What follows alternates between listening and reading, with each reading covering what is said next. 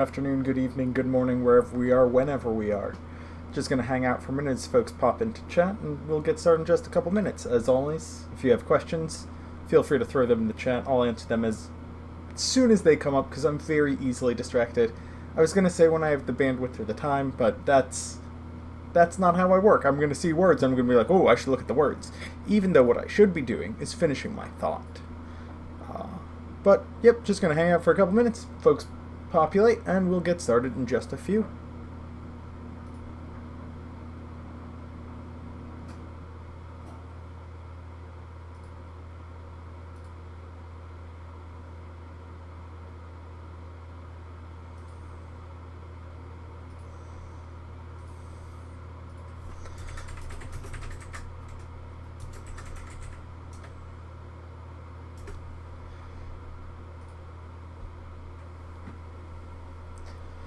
I think one of the things that I'm going to be doing the next few weeks is putting out a survey to all you fine folks and everybody in the Discord as well, just asking what time zone you live in and what time is a good time for you to stream. It might be due to my travel schedule that I have to cut down from expected to do 2 streams a week to 1 a week, and if I do that, I'm going to try and find a single time so we can be a little bit more consistent. But if I'm doing a single time, I want to reach as many different time zones as possible, not just as many people as possible. So we'll be putting out that survey, I think, after I get back from TwitchCon this weekend. So sometime next week, between lessons 7 and 8, probably. Who's to say? Me. But that's... I can't say for certain yet, because I don't know what my work is going to look like in that week. I'm going to just quickly review this lesson so that I don't have any surprises coming up. Fantastic. Alrighty, let's dive in. So, this time we're going to be talking about card types. We've covered card types a little bit before in the Apprentice lesson number 4, Card Anatomy and Card Types. So some of the stuff here is going to be a repetition of that. But we're also going to be going a little bit more in-depth in pretty much every single card type. I think there's 1 or 2 card types where I don't add a ton, because there isn't a ton of complexity to them. I think tokens don't really have a ton of complexity compared to what we taught for Judge Apprentice. But other than that, let's get started going through this lovely lesson here. So card types have rules associated with them. Each card type interacts with the game in different ways. How they're played, how they're defeated, how they exist while they are in play. All of these cards function a little bit differently, and so having those types is important. Every card has at least 1 type. Some cards have 2 types. Those are leader units, token units, and token upgrades. So there aren't any... tokens always will have a second type. Leaders will be leaders and leader units, at least for now. But with that, we'll just go forward. Bases. Bases have names, traits, HP, aspects. Some have abilities. Decks must have exactly 1 base. They're relatively straightforward. One thing to note is that some bases will have another card on the back side of them, which will be a token. These cards are functionally single-sided. You can't flip your base and make it a shield counter. That's simply not a thing you can do. Some bases have actions that you can activate or use. Generally, so far, the only ones we've seen that are activatable are epic actions, which mean you can use them once per game. However, some of the new ones coming out of Twilight of the Republic have triggered abilities, triggering when you play a leader unit, or have constant abilities that simply apply to your leader units. Other than that, it's pretty straightforward. The big deal about bases is their HP, which is how much damage you can sustain before you are defeated, or your base is defeated and consequently you are defeated, and the aspect which is provided to your deck, which negates some amount of aspect penalty. Bases can only be dealt damage through abilities or attacks, and a base can be attacked by any unit unless there's a restriction saying that they can't attack a base. When a unit does attack, they do not enter the base zone, which is something we'll be talking about next week. Because otherwise, Kragan Gore just wouldn't work at all because he'd be in the base zone, and that's not how that card works. Bases can be healed by many sources, but bases cannot be healed above their printed HP value. So if you have a base with, say, 25 HP, and you take 4 damage and you heal for 8, you're still only going to go to 25. So you cannot go above that total. Going back and moving on to events, we're just going to plow straight through these unless folks have questions, and as always, just drop them in the chat. Events have names, cost, trait, and at least one ability.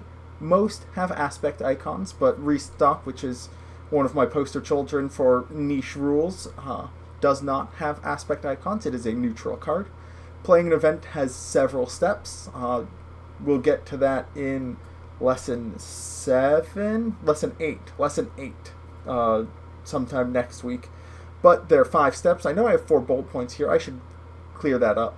But it is reveal the card, check restrictions, total costs, or determine costs, then pay costs, and then resolve the card. This is a summary of those abilities. BGD, no temp HP. I guess there's an argument that shields can kind of function like temp HP, and I wouldn't be surprised if at some point there is temp HP, but not in this game. So playing an event has several steps. You reveal the card from wherever you're playing it from. Most of the time that's going to be your hand. Sometimes that's going to be from the resources. You're going to total up costs. We're going to pay those costs. And we're going to go through those steps. It is important to note that you place the event into your discard before you begin to resolve it. That means if it affects cards in your discard pile, it will be in your discard pile when you make those selections, so Restock can select itself. Events still follow the golden rules. You can play an event that would have no effect, and you just do as much as you can. If you play Rebel Assault with no rebels in play, it does nothing. If you play Rebel Assault with 1 rebel that can attack, you get to attack with 1 rebel. If you have 2 rebels that are ready, you can attack with 2 rebels. You just follow that golden rule and do as much as you can. If an ability triggers from a player playing an event, such as Krayt Dragon or Bossk, the ability triggers before the event resolves, then the event self-resolves. So our quick example here is Alex, our active player, plays Force Lightning, choosing Nico's Krayt Dragon. After playing the Force Lightning, the dragon will trigger, then Force Lightning resolves, then the Krayt Dragon resolves. In this case, Krayt Dragon will trigger because the opponent has played a card, then Force Lightning resolves, the Krayt Dragon loses all abilities, and then after that, the triggered ability will resolve. Once an ability triggers, it is independent of its source. That's something that we're going to talk about in lesson 9, which is quite a ways away from here. But it means that even if Krayt Dragon is defeated by the event, or if it loses its abilities, or anything else happens to it, that triggered ability is still going to resolve. It is very difficult to deal with Krayt Dragon with events without taking some damage, or your units taking some damage, because Krayt Dragon will trigger. However, it will not resolve until after the event has resolved. As a different example, Bossk, I believe it's Deadly Hunter is his subtitle, says whenever you play an event, deal 2 damage to a unit, or you may deal 2 damage to a unit. If you're playing something like Takedown, which says defeat an enemy unit with 5 or less remaining HP, and your opponent has a 7 HP unit, Takedown resolves first. Deadly Stalker, thank you. I was close. I think it's maybe the other one that has Hunter in the title. Anyways, the Takedown is good. Bossk will trigger. Takedown will resolve. You're not able to defeat your opponent's 7 health unit. Then you deal 2 damage and bring it down to 5 remaining HP. You're not able to order those abilities at all. They are prescribed in how they resolve. The event will resolve before the trigger every single time. Unless we have any questions, we're going to go ahead and move on to Leaders. Oh, I'm so good at knowing what's coming on the next slide because I have a script. Leaders have two playable sides that are linked to each other, unlike bases, which have two different cards that are not linked to each other. Leaders are going to have aspect icons, names, subtitle, traits, and abilities. The aspect icons, like on bases, provide their aspects to the deck rather than being something that you have to worry about being potentially penalized for. More aspects on leaders is just better, whereas more aspects on non-leaders and non-bases is just worse. Alrighty. The leader unit side functions just like a unit. It will have power and HP, except when it's defeated or would leave play. We'll get to that in a second. Like with bases, all decks must have exactly one leader, which is owned and controlled by the player who started the game with it. There's a big ol' asterisk for Twin Suns, where you start with two leaders. In that case, they'll both start in the base zone, but generally, leaders start in the base zone and can leave once per game if the epic action is used and they are deployed. The abilities that a leader and leader unit may have may be different, and only whatever the currently face-up side is considered to be active or in play. Each leader has that epic action that allows it to be deployed, and deploying a leader does not count as playing it, but the leader unit does enter play, which is relevant for some abilities. Now, if the leader has an action other than their epic action, like we see here on Jabba the Hutt, that ability can be used before the epic action is used in the same round. And then because leaders are ready when they're deployed, you could then use the leader unit Jabba's ability on the same unit you chose with the leader action ability. This means that you can get the bounty, the next unit you played this phase costs 1 less, and bounty, the next unit you play costs 2 less. Those would stack, and so if you use both of those actions on the same unit, then defeated that unit, the next unit you would play would cost 3 less. The turns where you're able to deploy a leader give you a lot of power and flexibility. This is something that pretty much anybody who's played the game significantly will recognize. Normally you're relatively limited by the number of resources you have, but on the turn that you deploy your leader, in addition to using its action ability if it has one, you're able to play it as a unit, and then you're able to either activate it again or attack with it, which is essentially 2 more actions than you would otherwise be able to get out of a turn, because it's free stuff. Leaders are just free value. But hey, leaders are units, so we're going to move on to units real quick. Units have name, cost, power, hit points, traits, and arena type. They may have a subtitle, aspect, icons, and abilities. Units remain in play until defeated, and a unit is defeated when it has no remaining HP or is defeated directly. If a unit's HP is reduced to 0, it will have no remaining HP, even if it has no damage on it, because that number has become a big old 0. When a unit is defeated, it is put into its owner's discard pile. When a leader unit is defeated, however... Whoop, that's the wrong direction. Slides. Let's go back up. There we go. When a leader unit is defeated, it is put into the base zone exhausted.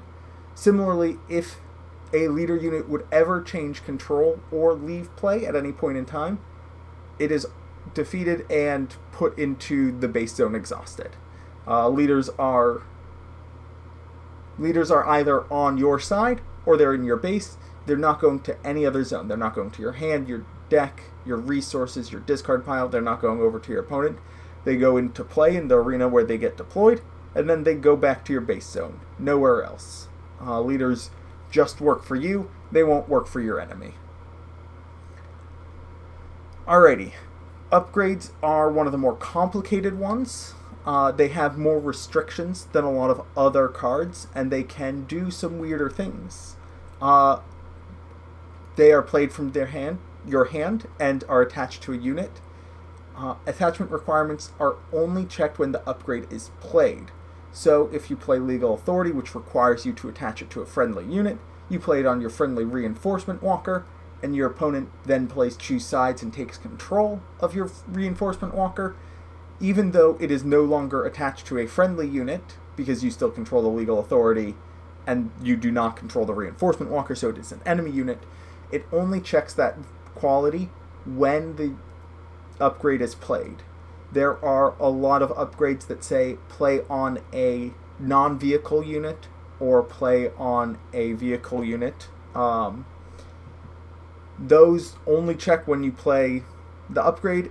Even if the card gains or loses the requisite traits, it'll stay attached. All upgrades will have power and HP modifiers. Very frequently, they will be 0, and the upgrade is just about the abilities that it grants or the abilities that it has. Bounties, in particular, generally do not offer any HP or power, but they do offer abilities.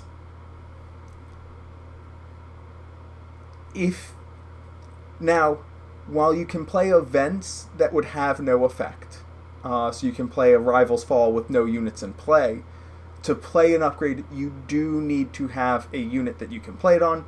You can play it onto your enemy's units, and that's totally fine. You will continue to control the upgrade and its abilities. However, your opponent who controls the unit will continue to control the unit, and any abilities granted to it by the upgrade. So, for example, if you put a Vambrace Grapple Shot on your opponent's unit, your opponent would have the on-attack or have control of the on-attack Exhaust the Defender ability because the attached unit has gained that ability. Speaking of gaining abilities, some, like Vambrace Grapple Shot, cause the unit to gain an ability. Others apply a game rule to the unit. If the unit gains the ability, if the unit then loses abilities, say through Force Lightning or a similar effect, it will no longer have that ability. So you play Vambrace Grapple Shot onto Gideon Hask, then your opponent Force Lightnings Gideon, he will not have the on-attack trigger. He will retain the bonus to power and hit points, because that is not an ability that he's gained, nor is an ability of the upgrade, it is just a static effect. If you played Entrenched on Gideon Hask, and then played Force Lightning on Gideon Hask, Entrenched creates a game rule that says the attached unit can't attack bases, not attached unit gains can't attack bases. So that means Force Lightning doesn't remove that ability because it's not granting the ability to the unit. There are not a lot of upgrades that have constant abilities that create new rules. Most of them grant the unit an ability. Any questions so far? I know we've been just burning through this. And if you don't have questions on the topic of the day, I'm always more than willing to go on tangents. We're going through this one relatively quickly. I think we have a relatively smaller audience than usual, which is totally okay. But I just want to make sure that if anybody has any questions, now's a great time to ask them so I can see them before we get to the end, and I can go off topic and go onto a tangent for a half hour. Oh boy, Wolfstrider. That's a lot of text. I'm going to read it real fast. What would happen if I managed to get one of my opponent's units, either by Traitorous, Change of Heart, Choose Sides, Palpatine Leader, and your opponent captures the unit I got control of, and you defeat the unit that captures it? Does it go back to me, or will it go back to my opponent? That's a wonderful question. I need to read exactly what capture says. I believe capture says that it returns to its owner, in which case it goes back to its owner. Oh, that... Yep. So if a unit that is guarding any number of captured units leaves play, immediately rescue all captured cards. Cool. Okay, what does captured mean? Or what does rescue mean? Rescue is return to play exhausted under its owner's control. It is considered to enter play, but is not played and does not trigger any when played abilities. So if you steal your opponent's unit, then they capture it, and you defeat the unit that's guarding it, they'll get the unit back. That's a neat question. But yeah, anytime anything is captured, when it gets rescued, it will return to its owner. So it turns it from being captured to being bodyguarded, I guess.